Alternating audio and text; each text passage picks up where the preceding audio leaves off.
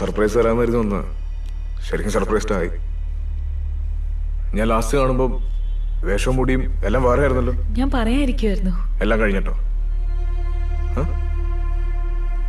ഇങ്ങനെയാണോ എല്ലാ രാത്രിയും ഗുഡ് നൈറ്റ് പറയാൻ വിളിക്കാറ്?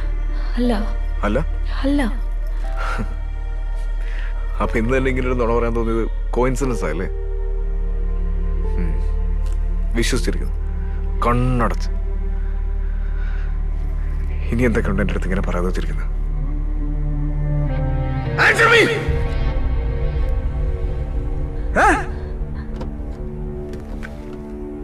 പേടിയായിരിക്കുന്നില്ലേ?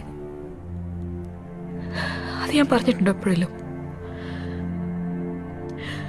എനിക്ക് ശ്വാസം വിടണം ഗോവിന്ദ്.